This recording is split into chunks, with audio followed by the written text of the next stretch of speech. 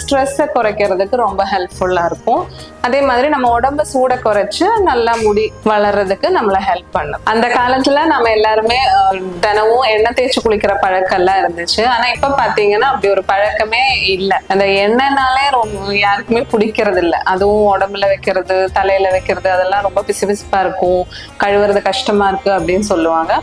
அதுலயும் பாத்தீங்கன்னா அந்த தீபாவளிக்கு தான் கொஞ்சமாவது எண்ணெய் வைக்கிறாங்க, பேருக்கு அந்த சாஸ்திரம் சம்பிரதாயம் சொல்லிட்டு கொஞ்சமா வைப்பாங்க. ஆனா பாத்தீங்கன்னா டெய்லி கொஞ்சம் எண்ணெய், இல்ல வாரத்துக்கு நான் சொன்ன மாதிரி 2 இல்ல 3 நாளாவது கொஞ்சம் எண்ணெய் வச்சு பழகிறது ரொம்ப நல்லது. அது சின்ன வயசுல இருந்தே குழந்தைங்களை கொஞ்சம் பழக்கி விட்டா நமக்கு இந்த மாதிரி முடி கொட்டுறது அதெல்லாமே கொஞ்சம் கம்மியாயிடும். நல்லாவே அவங்களுக்கு அடர்த்தியான முடி இல்லைன்னா ரொம்ப சீக்கிரமே சின்ன வயசுலயே ரொம்ப முடி லோஸ் ஆகி ரொம்ப கஷ்டப்படுவாங்க. ஸோ அதே மாதிரி நம்ம நல்லா ஊட்டச்சத்தான சாப்பாடுகளுமே அவங்களுக்கு பார்த்து கொடுக்கணும். ஜங்க் ஃபுட்ஸ், அந்த பேக்கரி ஐட்டம்ஸ் அதெல்லாம்